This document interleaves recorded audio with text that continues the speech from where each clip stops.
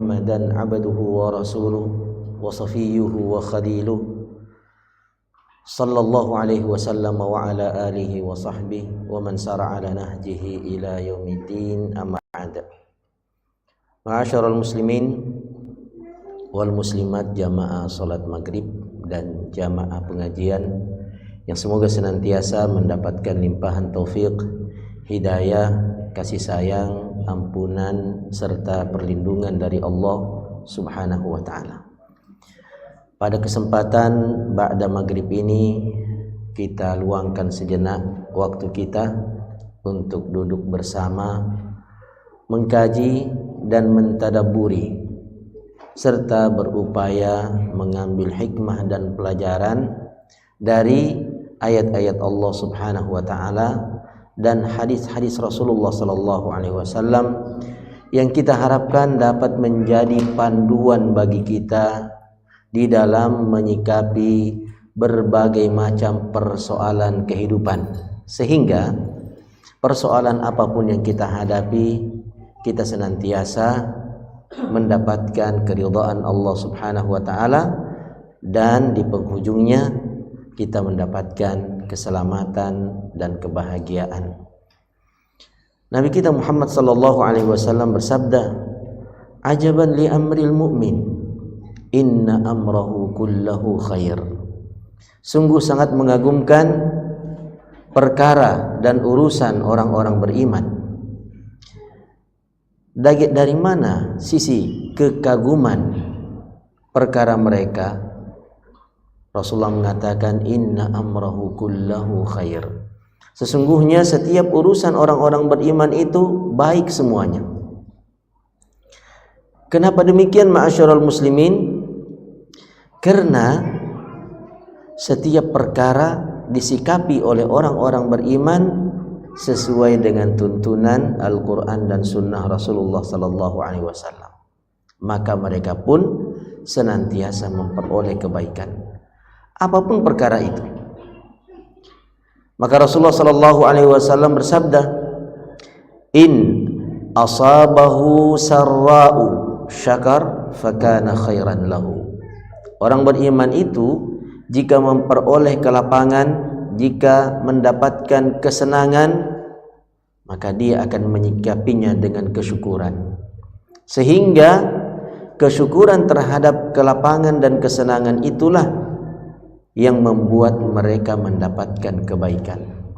Tidak semua orang yang Allah karuniakan kelapangan, tidak semua orang yang Allah karuniakan kesenangan lalu benar-benar bisa memperoleh kebaikan dari kelapangan dan kesenangan yang diberikan kepadanya.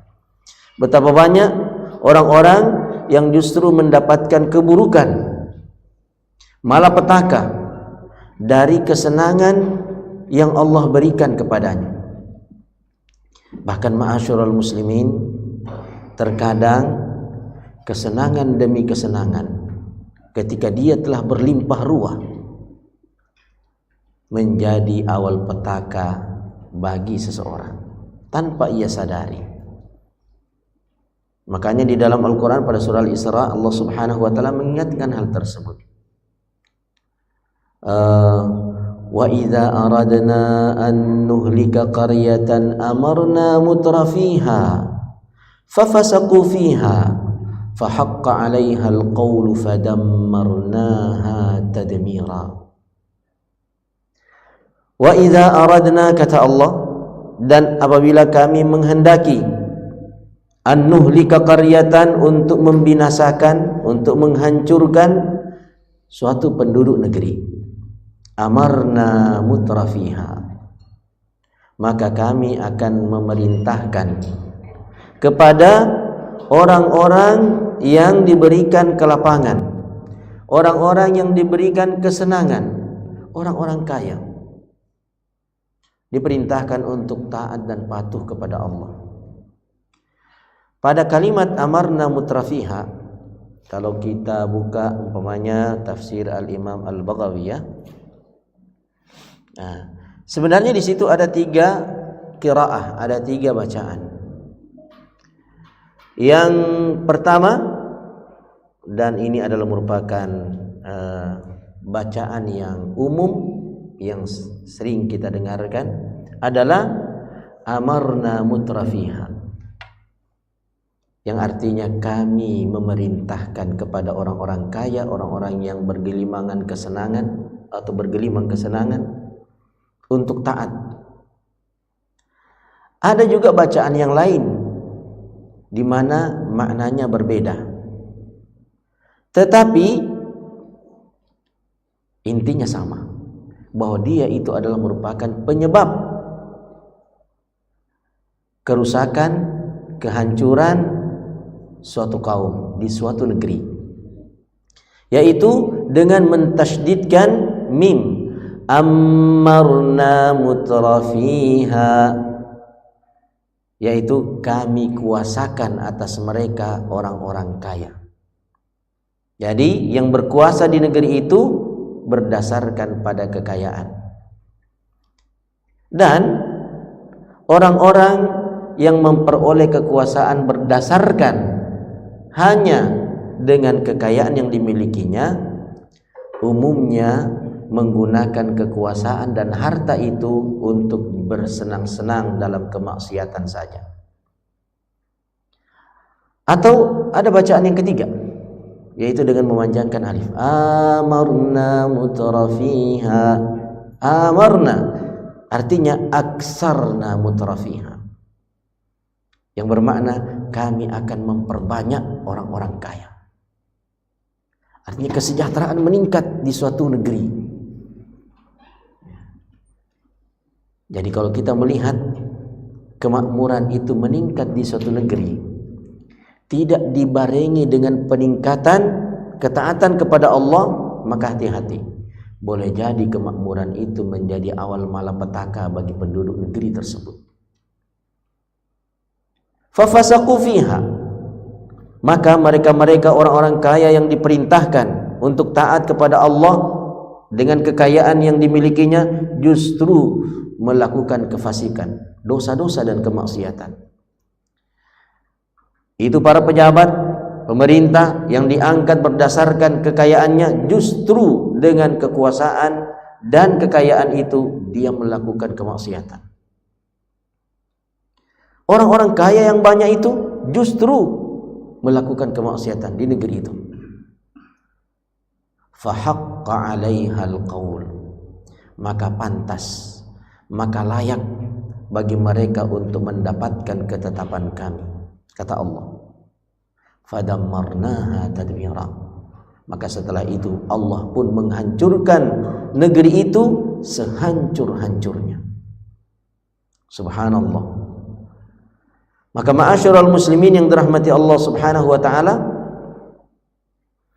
dengan tuntunan Al-Qur'an dan Sunnah, problematika apapun yang kita hadapi, persoalan apapun yang kita hadapi, kita dapat menyikapi persoalan itu dengan baik dan benar, sehingga di penghujung persoalan itu kita senantiasa mendapatkan kebaikan. Kita kembali kepada hadis Rasulullah bahwa orang-orang beriman ketika mendapatkan kelapangan dan kesenangan, dia sikapi dengan kesyukuran, sehingga kesyukuran itulah yang membuat orang-orang beriman senantiasa mendapatkan kebaikan dari kesenangannya. Wa idza asabahu dharra sabar fakana khairan lahu. Dan jika orang-orang beriman itu ditimpa kemudaratan, kesulitan, kesempitan, kesusahan, kepayahan, penderitaan, maka mereka menyikapi hal itu dengan kesabaran. Maka dengan kesabaran itulah mereka mendapatkan kebaikan dari kesempitan, dari kesulitan, dari kepayahan, dari penderitaan yang dia alami. Ada orang, ma'asyiral muslimin, sudahlah dia menderita, sudahlah dia susah, sudahlah dia payah, sudahlah dia lelah, di penghujung penderitaannya dia mendapatkan keburukan. Ini namanya sudah jatuh tertimpa tangga pula. Ya. Sudah Tommy menderita, susah, ujung-ujungnya disiksa. Auzubillah. Ujung-ujungnya dilaknat, ujung-ujungnya dikutuk. Wal'iyadzubillah. Nah, ma'asyiral muslimin yang dirahmati Allah Subhanahu wa taala.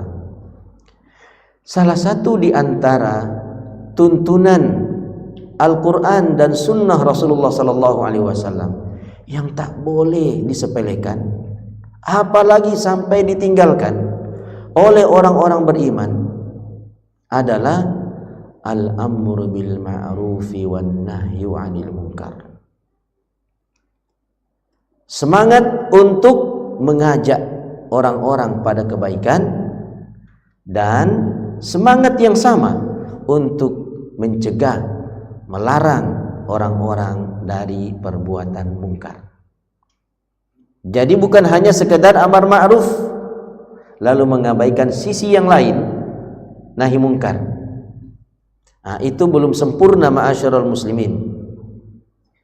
Atau hanya nahi mungkar tanpa ada upaya untuk mengajak orang kepada kebaikan. Dua perkara ini ma'asyiral muslimin laksana matahari dan cahayanya, atau laksana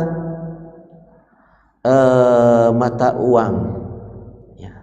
Dua sisi mata uang yang tidak akan mungkin terpisah.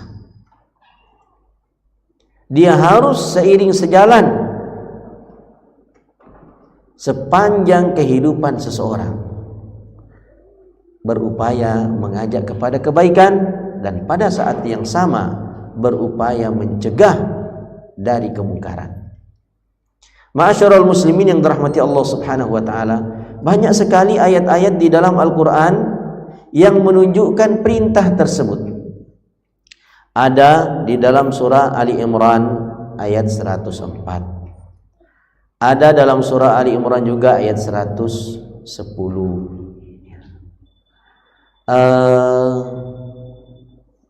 Ada juga di dalam surah isyaratnya dalam surah Al-Maidah ayat 78 dan 79.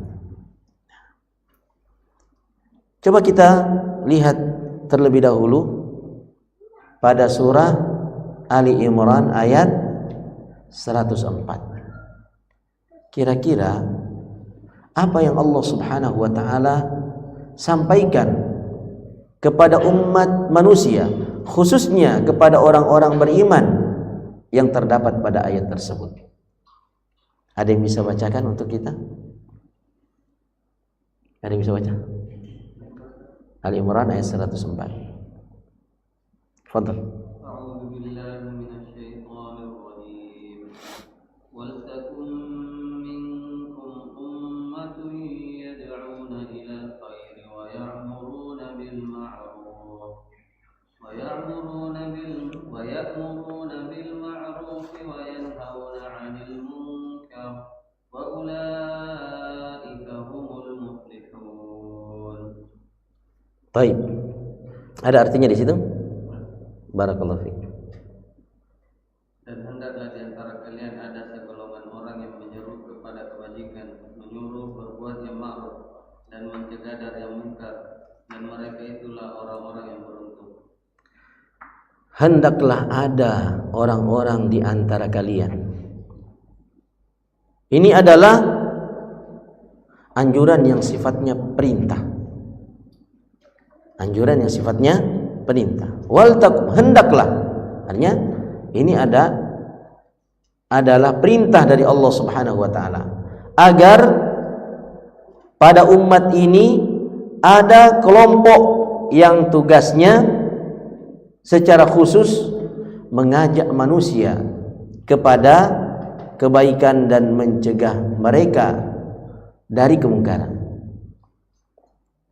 Tetapi sebahagian ulama juga ada yang mengatakan bahwasanya min pada ayat itu wal takum minkum, ya, itu bukan min tab'idiyah, min yang bermakna sebahagian,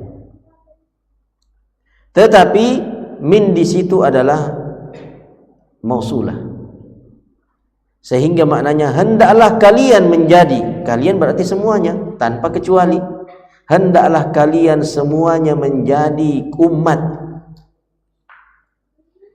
yang mengajak kepada kebaikan dan mencegah dari kemungkaran tanpa kecuali.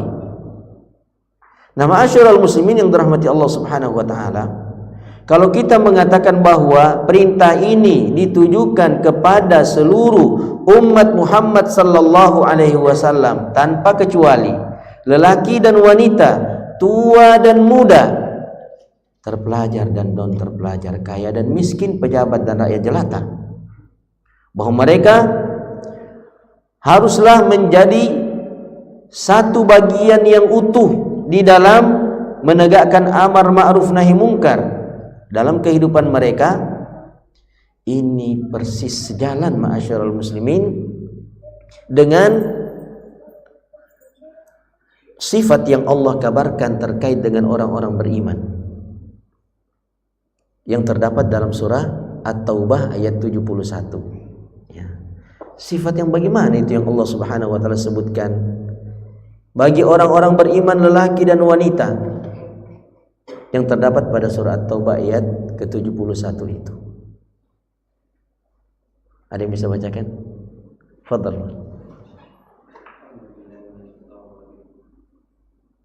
Wal mu'minuna wal mu'minatu ba'dhum awliya'u ba'd ya'muruna bil ma'ruf wa yanhauna 'anil munkar wa yuqimuna as-salata wa yu'tuna az-zakata wa yuti'una Allah wa rasulahu ulaika sayarhamuhumullah innallaha 'azizun hakim. Bisa diartikan? Dan orang-orang yang beriman, laki-laki dan perempuan, sebagian mereka menjadi penolong bagi sebagian yang lain. Mereka menyuruh berbuat yang ma'ruf dan mencegah dari yang munkar, melaksanakan salat, menunaikan zakat, dan taat kepada Allah dan Rasulnya. Maka mereka akan diberi rahmat oleh Allah. Sungguh Allah Maha Perkasa, Maha Bijaksana. Anda perhatikan bagaimana sifat orang-orang beriman lelaki dan wanita. Ba'duhum awliya'u ba'dhin. Sebahagian mereka menjadi penolong, menjadi penyokong, menjadi pembela bagi sebahagian yang lainnya. Dalam hal apa? Yang pertama disebutkan di situ adalah amar ma'ruf nahi mungkar. Yang kedua, salat. Yang ketiga, zakat. Yang keempat, patuh dan taat kepada Allah dan Rasulnya. Bayangkan tuh ma'asyiral muslimin, amar ma'ruf nahi mungkar disebutkan terlebih dahulu daripada salat, daripada zakat. Ini menunjukkan betapa pentingnya amar ma'ruf nahi mungkar untuk disokong, untuk ditopang, untuk ditolong, untuk dibantu di antara sesama kaum muslimin lelaki dan wanita. Itu adalah sifat dan ciri utama mereka. Artinya ma'asyiral muslimin, salat itu, zakat itu, dan ketaatan kepada Allah dan Rasulnya itu hanya bisa ditegakkan di tengah-tengah komunitas masyarakat kaum muslimin manakala dakwah dan amar ma'ruf itu tegak di tengah-tengah mereka. Tetapi kalau dakwah amar ma'ruf nahi mungkar diabaikan, maka lihatlah, salat akan ditinggalkan oleh mereka, zakat akan diabaikan oleh mereka, ketaatan kepada Allah dan Rasulnya dipandang enteng sama mereka, sehingga mereka pun pada akhirnya tenggelam dalam kemaksiatan dan kemungkaran. Bahkan boleh jadi akan menjadi pembacking kemaksiatan dan kemungkaran. Orang kaya jadi pembackingnya, penguasa jadi pembackingnya. Mengapa? Dakwah amar ma'ruf terabaikan. Kalau ada yang melaksanakannya, yang lain tak menolongnya, yang lain mendiamkannya. Untung aja kalau dia mendiamkannya saja. Tapi kalau dia merecokinya, dia membulinya, a'udzubillah, ini menikam dalam atau menggunting dalam lipatan, ya. Justru mencederai saudara-saudaranya. Nah, ma'asyiral muslimin yang dirahmati Allah Subhanahu wa taala,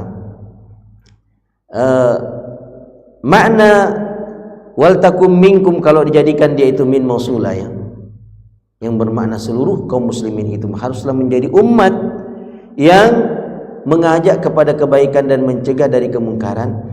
Itu juga sejalan dengan hadis Rasulullah sallallahu alaihi wasallam yang diriwayatkan oleh Imam Muslim dari sahabat Abi Sa'id Al-Khudri radhiyallahu taala anhu, di mana Rasulullah sallallahu alaihi wasallam bersabda, "Man ra'a minkum munkaran falyughayyirhu bi yadihi fa in lam yastati' fa bi lisanihi fa in lam yastati' fa bi qalbihi wa dzalika adhaful iman."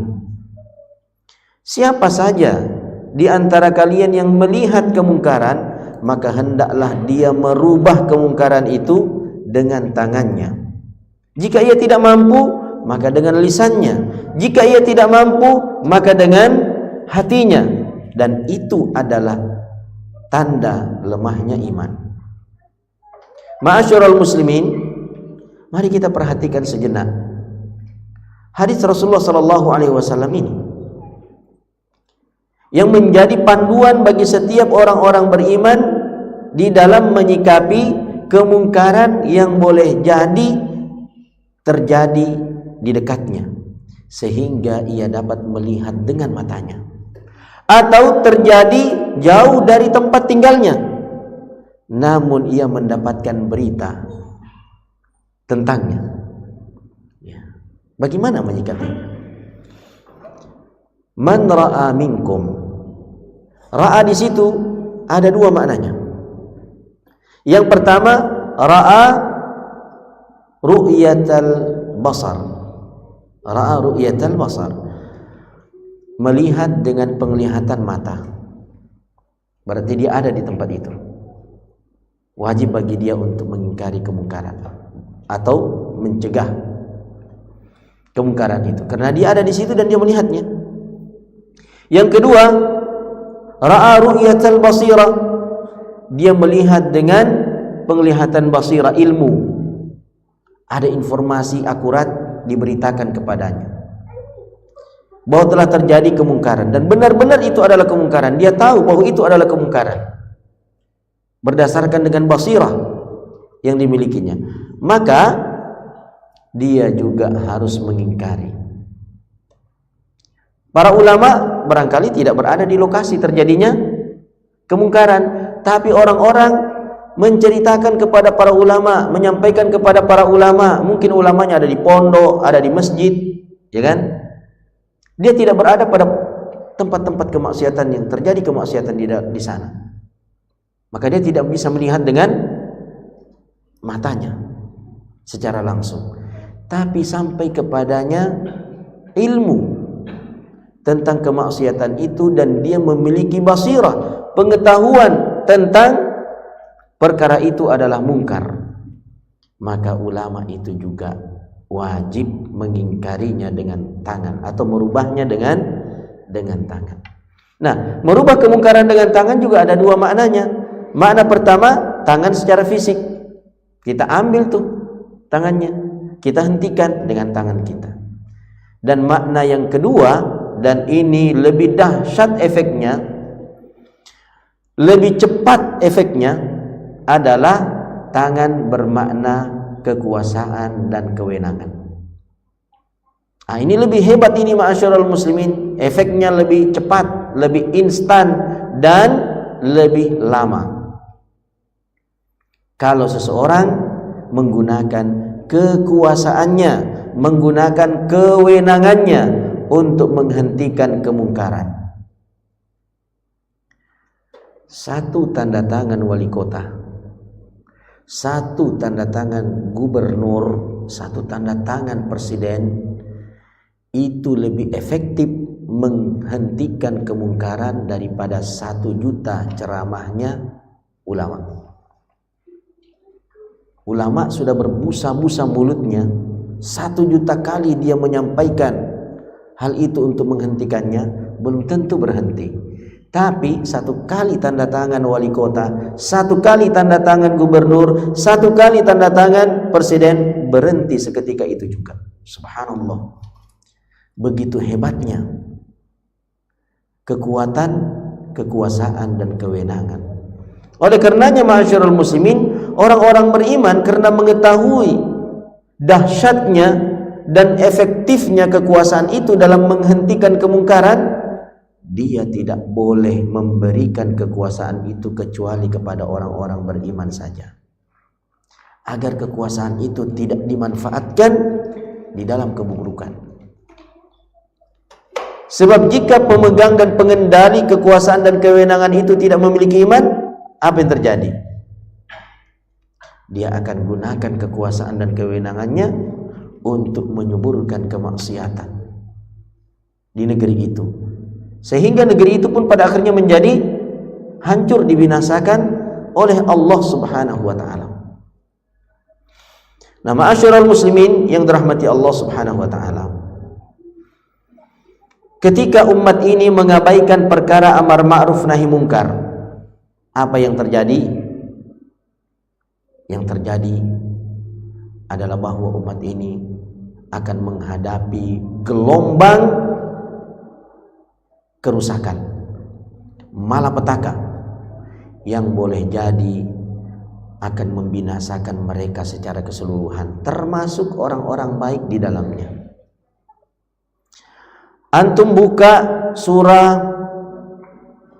Al-Anfal ayat 25 dan surah Hud ayat 117 kalau tidak salah. Ya.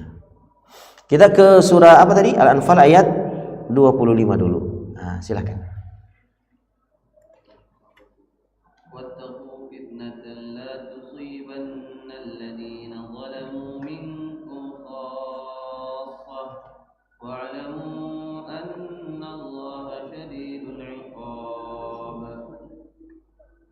Peliharalah dirimu dari siksaan yang tidak hanya menimpa orang-orang zalim saja di antara kamu, dan ketahuilah bahwa Allah sangat keras siksaannya.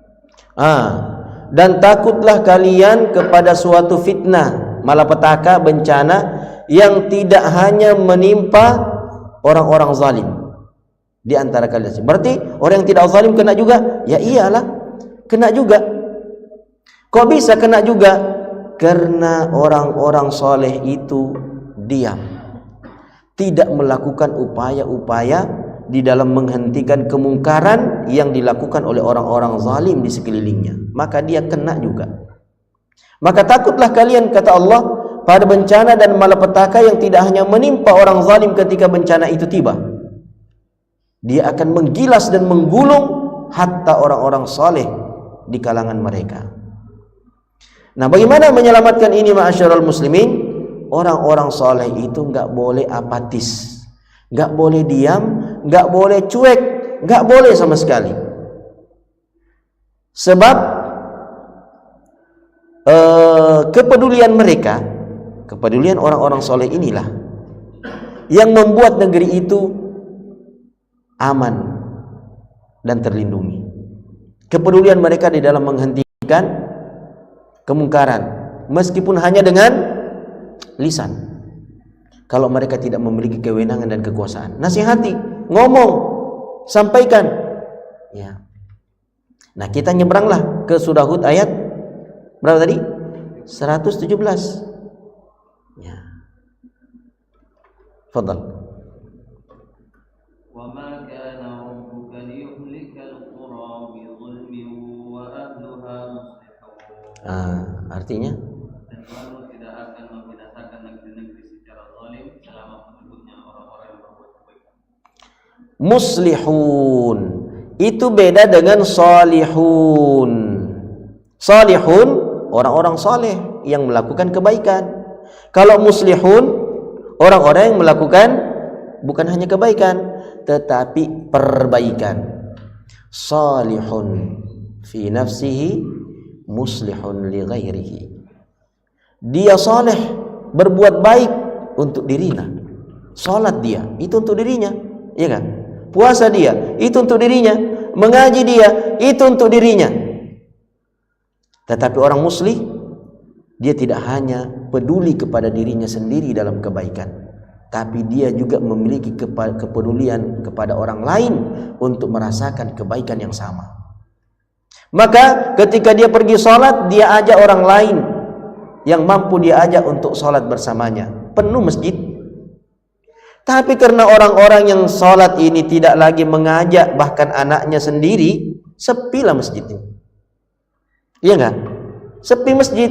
Gara-gara jamaah tidak mengajak bahkan anaknya, bahkan kemanakannya yang tinggal serumah dengannya, dia tidak ajak dia ke masjid. Tetangganya apalagi, memang tahu dia tidak mau ajak, ya, urusanmu. Ya.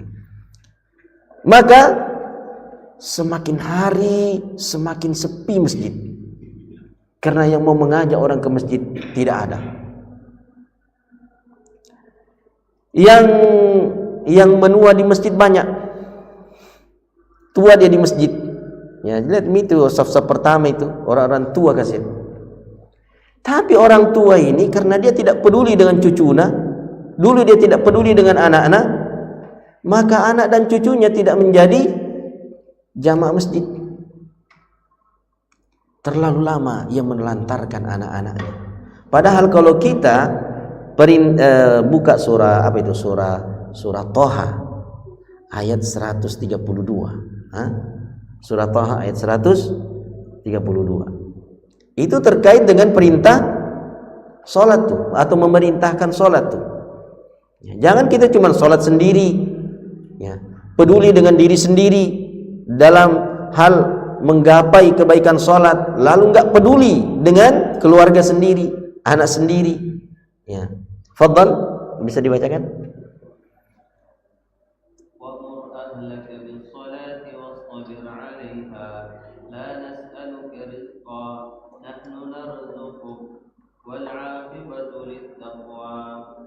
Fadhal.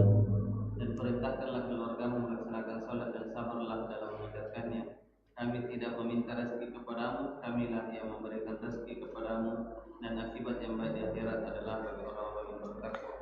Nah, perintah Allah Subhanahu wa taala bagi setiap kita yang sudah menjadi jamaah masjid dan menua di masjid, alhamdulillah, dan semoga mati di dalam masjid, ya, adalah wa'mur ahlaka bis-shalah. Itu perhatikan keluarga masing-masing. Perintahkanlah keluargamu sholat. Di dalam keluarga kita ada istri, ada sejumlah anak, ada kemanakan, ada cucu, ya kan? Perintahkan mereka sholat, peduli kepada mereka, ajak mereka kepada kebaikan, ya kan? Lalu kemudian ada perintah berikutnya, wastabir 'alaiha. Istibar itu ma'asyiral muslimin sebenarnya maknanya tidak persis sama dengan sabar yang 3 huruf yang terdapat dalam surah Al-Baqarah ayat 155 itu, ya, untuk menghadapi 5 ujian tuh, kemiskinan, ya, ketakutan, apalagi kekurangan harta, kemudian kematian, kemudian kekurangan buah-buahan, 5 ujian. Ujian-ujian seperti ini cukup dihadapi dengan 3 huruf sabar, Anda selamat. Tapi untuk memerintahkan keluarga sholat itu enggak cukup dengan 3 huruf sabar. Itu pakai istibar tambah ta. Apa maknanya? Maknanya kesabaran yang berlipat ganda. Kalau kesabarannya cuma 1 lapis, suatu hari nanti Anda akan berhenti peduli dengan sholat anak-anak cucu Anda. Ketika mereka kepala batu, ngeyel, membantah, membangkang, lari, sudah, Anda pun pada akhirnya menjadi tidak peduli dengan mereka. Padahal tidak boleh seperti itu, ma'asyiral muslimin.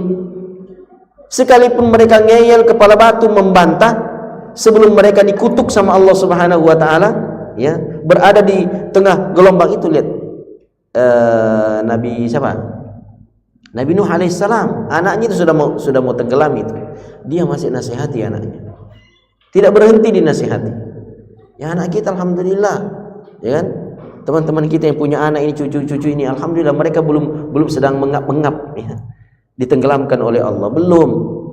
Maka nasihati terus, ajak terus, jangan pernah berhenti. Maka dibutuhkan kesabaran yang berlipat ganda. Anda pada kali ke-100 mengajak dia untuk sholat, tetap dia ngeyel, kepala batu, membangkang, membandel, dan pada kali ke-100 itu Anda sudah merasa habis kesabaran, berhenti aja sekalian, biarkan dia, peduli amat aja nggak peduli, ya. Maka pada saat itu Anda harus melipat gandakan kesabaran. Datangkan 100 berikutnya. Kalau setiap kali Anda merasakan akan berakhir dan berhenti kesabaran, Anda lipat gandakan, berarti Anda akan berketerusan dan Jika sholat ini sudah tertanam di dalam hati mereka, maka lihatlah, ada perubahan positif yang Anda akan lihat. Firman Allah Subhanahu wa ta'ala, atau bisa dipetik dari firman Allah dalam surah Al-Ankabut ayat 45. Nabi wa aqimus shalah innas salata tanha 'anil fahsya'i wal munkar. Salat itu akan mencegah mereka dari kekejian dan kemungkaran. Anda akan aman melepas mereka ke luar negeri. Anda akan aman, ada salatnya. Anda tidak perlu mata-matai dia. Anda tidak perlu kirim drone untuk memata-matai dia. Ada salatnya yang membentengi dia. Tapi kalau anak itu tidak salat sekalipun Anda memata-matainya, mengawasinya, dia akan persis seperti apa yang Allah firmankan dalam surah Maryam ayat 59. فَخَلَفَ مِنْ بَعْدِهِمْ خَلْفٌ أَضَاءُوا الصَّلَاةَ وَاتَّبَعُوا الشَّهَوَاتِ فَسَوْفَ يَلْقَوْنَ غَيًّا. Maka datanglah generasi setelah itu, mereka menelantarkan salat, akhirnya mereka menjadi pengikut hawa nafsu, mereka pun akan tersesat. Jadi ma'asyiral muslimin yang dirahmati Allah Subhanahu wa taala, kalau kita meninggalkan amar ma'ruf nahi munkar ini, petakannya luar biasa ini, dahsyat tak terkira. Satu umat ini bisa mendapatkan kutukan dan laknat, satu umat ini. Dan ada satu umat di masa yang lalu semuanya dilaknat oleh Allah Subhanahu wa taala dalam Al-Qur'an. Al-Maidah ayat 78 dan 79, ya kan? Bisa dibacakan?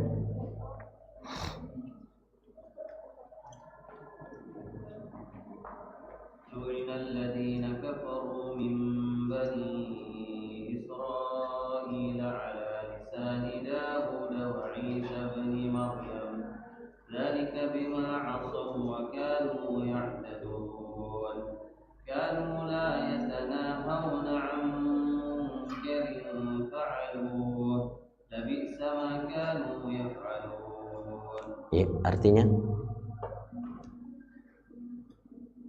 orang-orang kafir dari Bani Israel telah dilaknat melalui lisan Daud dan Isa. Yang demikian itu karena mereka durhaka dan selalu melampaui batas. Mereka tidak saling mencegah perbuatan munkar yang selalu mereka perbuat. Sungguh sangat buruk mereka perbuat. Antum perhatikan baik-baik ini. Apa penyebab Bani Israel dahulu yang ingkar itu dilaknat oleh Allah Subhanahu wa taala? Laknat itu dialirkan oleh Allah melalui lisan dua nabinya, Nabi Daud dan Nabi Isa alaihissalam. Itu disebabkan karena kemaksiatan mereka yang sudah keterlaluan, melampaui batas. Apa kemaksiatan mereka yang melampaui batas itu? Kanu la yatanahuna 'an munkarin fa'alu. Dulu mereka itu tidak saling mencegah dan melarang dari kemungkaran yang mereka lakukan. Itu maksiat yang keterlaluan itu. Jadi kalau ada satu masyarakat yang sepakat mendiamkan kemungkaran yang terjadi, itu keterlaluan itu. Itu adalah kemaksiatan yang sudah melampaui batas dan keterlaluan. Kalau semuanya diam, mengapa ma'asyiral muslimin? Kalau semuanya diam, maka kemungkaran itu akan menjadi kebenaran. Akan menjadi kebenaran. Bukan dalam pandangan syariat, tetapi dalam pandangan manusia. Normal-normal aja. Pacaran itu kan dianggap normal sekarang. Pacaran tuh pergi bonceng perempuan dianggap normal, sah-sah saja. Kenapa Anda mau larang? Kenapa? Sudah sejak lama orang-orang soleh, ustadz sekalipun, kalau melihat perkara itu dia tidak peduli, dia mendiamkan. Sehingga pada akhirnya muncullah generasi yang menganggap ini normal aja, ini kita bonceng-boncengan ini, ya, peluk-pelukan pun tidak masalah. Nah, subhanallah, akan tiba masanya ma'asyiral muslimin, orang telanjang, jalan telanjang dia nih. Kalau sekarang masih ditutup kain meskipun sempit dan sedikit, itu juga sudah dianggap normal tuh, biasa-biasa aja. Kalau dia pakai celana pendek, itu biasa-biasa aja tuh. Kalau dia pakai kutang keluar perempuan, ya kan, itu biasa-biasa aja, sudah dianggap biasa nih, normal, ya kan, mubah, kayak mubah. Ya salam, bagaimana perbuatan dosa dianggap mubah? Seolah-olah yang melakukannya tidak mendapatkan dosa. Ini disebabkan sikap yang sudah lama mendiamkan, membiarkan, tak peduli dengan kemungkaran itu. Maka ini adalah sikap yang keterlaluan. Kalau sudah keterlaluan seperti itu, ma'asyiral muslimin, sikap yang dilakukan oleh penduduk satu negeri, maka mereka bisa mendapatkan kutukan Allah Subhanahu wa taala. Lalu Allah Subhanahu wa taala menyebutkan apa yang Allah sebutkan tentang sikap mereka itu, yang keterlaluan itu. Labi'sa ma kanu yaf'alun. Labi'sa itu lam taukid itu.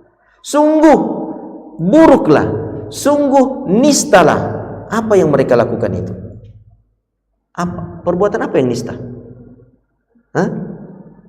Kira-kira perbuatan apa yang nista itu? Sangat nista. Apa?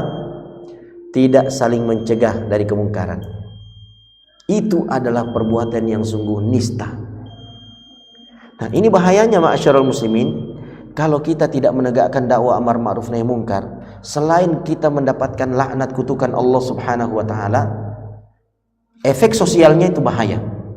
Itu disebutkan efek sosialnya pada ayat selanjutnya 79. Tara katsiran minhum yatawallawna alladhina kafaru labi'sa ma qaddamat lahum anfusuhum an sakhitallahu alaihim wa fil adzabi hum khalidun. Efeknya nanti nih, Anda akan melihat mereka itu, kebanyakan mereka yatawallawna alladhina kafaru. Apa artinya itu yatawallawna? Berwala, mendukung, menyokong, membela, melindungi dan menjadikan wali pemimpin. Siapa? Alladzina kafaru. Orang-orang yang ingkar. Itu yang didukung, itu yang disokong, itu yang dibela, itu yang dilindungi, itu yang dibantu. Ya, mereka menjadi penyokong-penyokong kemaksiatan. Mereka menjadi pelindung-pelindung kemaksiatan. Mereka menjadi penyokong dan pelindung kesyirikan. Pengajian dibubarkan, apa? Joget-joget, dibiarkan, didukung. Auzubillah. Itu efeknya kalau sudah terlalu lama umat ini tidak saling mencegah dari kemungkaran. Ujung-ujungnya generasi umat ini yatawallawna alladzina kafaru. Lalu Allah mengatakan labi'sa ma qaddamat lahum anfusuhum. Sungguh buruklah apa yang mereka siapkan untuk diri mereka. An sakhitallahu alaihim, Allah akan murka dan mengutuk mereka itu. Wa fil adzabi hum khalidun. Dan di dalam azab Allah Subhanahu wa taala mereka akan kekal selama-lamanya. Wal iyad billah. Maka ma'asyiral muslimin yang dirahmati Allah Subhanahu wa taala, marilah kita senantiasa melalui petunjuk Al-Quran dan Sunnah mengasah sensitivitas amar ma'ruf nahi munkar kita. Diasah terus nih, asah dia supaya dia tajam, supaya dia peka, begitu ada kemungkaran, kita langsung ngomong, tidak diam-diaman. Ya. Terakhir, ma'asyiral muslimin, saya ingin menyampaikan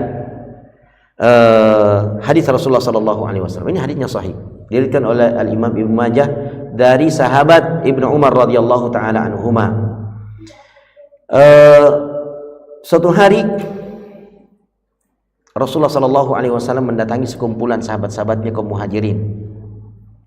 Lalu beliau mengatakan, "Ya ma'syaral muhajirin, khamsu khisalin idza tulitum bihinna wa a'udzu billahi an tudrikuhunna." Wahai sekalian kaum Muhajirin, sahabat-sahabat yang berhijrah dari kota Makkah ke Madinah, ada 5 perkara, ada 5 fenomena, ada 5 ciri-ciri dan gejala yang jika menimpa kalian, balak petaka, musibah yang besar. Namun semoga kalian tidak menjumpainya. Benar, para sahabat tidak menjumpai 5 perkara ini. Yang pertama apa?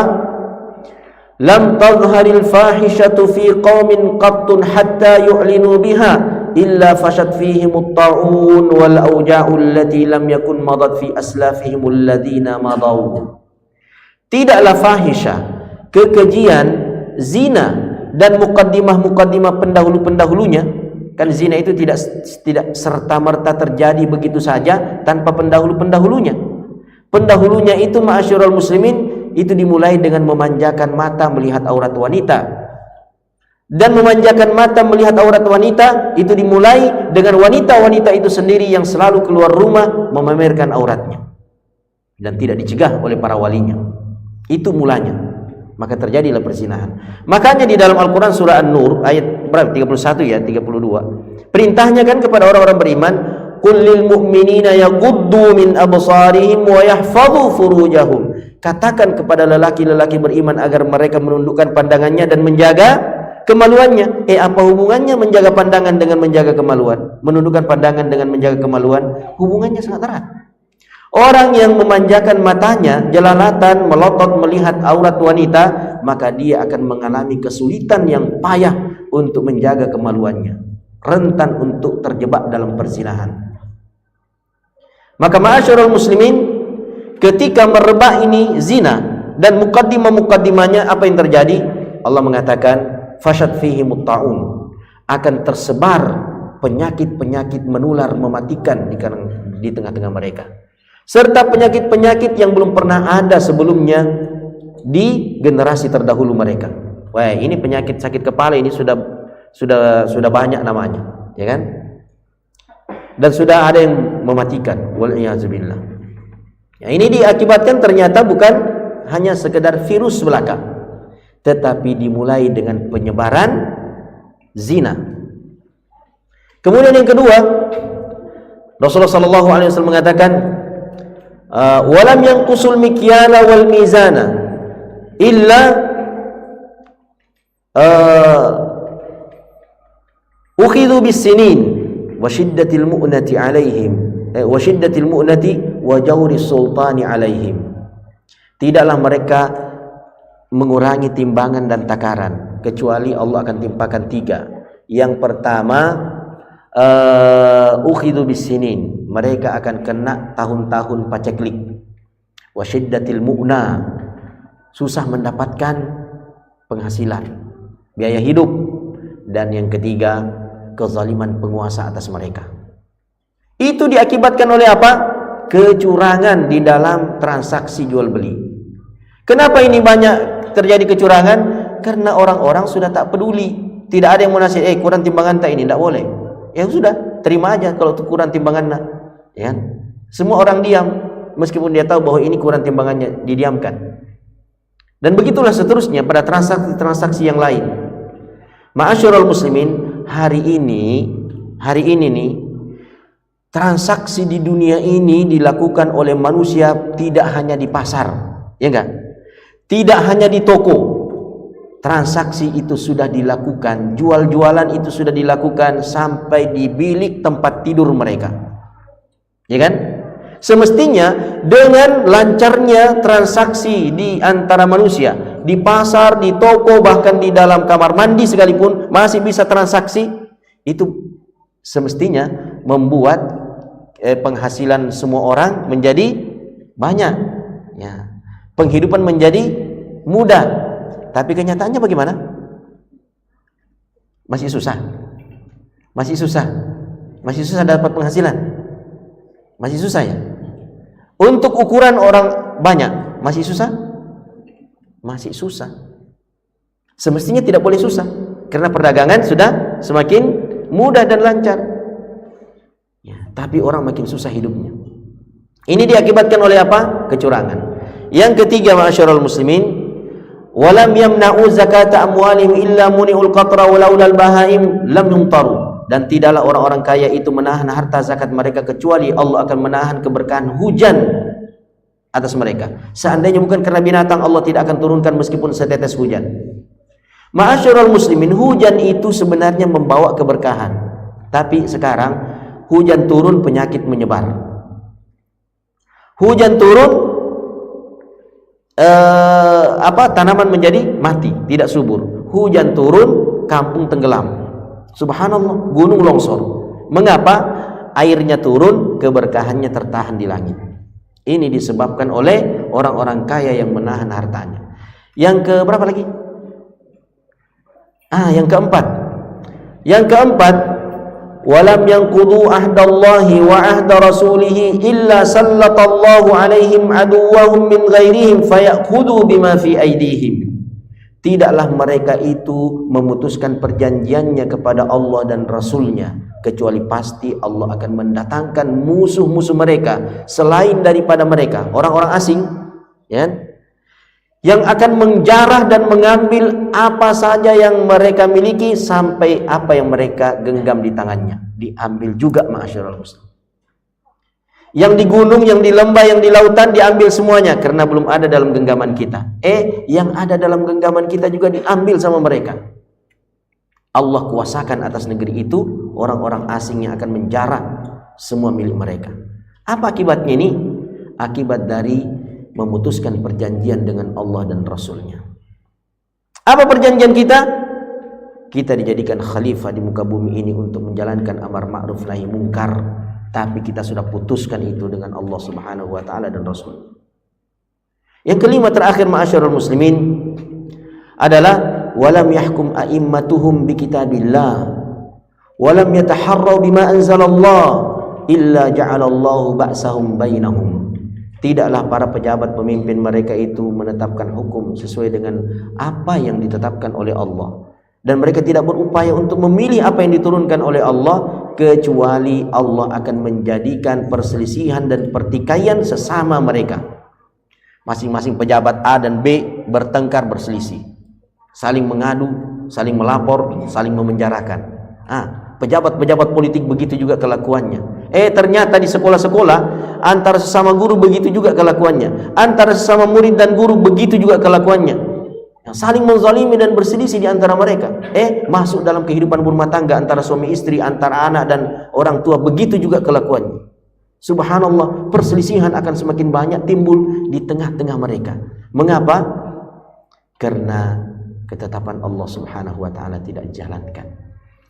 Nah, ma'asyiral muslimin yang dirahmati Allah Subhanahu wa taala, oleh karena itu kembali terakhir ya, marilah kita senantiasa berjuang untuk mengasah sensitivitas amar ma'ruf nahi mungkar kita dimanapun kita berada. Demikian apa yang dapat kami sampaikan, semoga bermanfaat. Kita tutup dan sempurnakan dengan doa kafaratul majlis. Subhanakallahumma bihamdika asyhadu an la ilaha illa anta astaghfiruka wa atubu ilaika. Wassalamualaikum warahmatullahi wabarakatuh.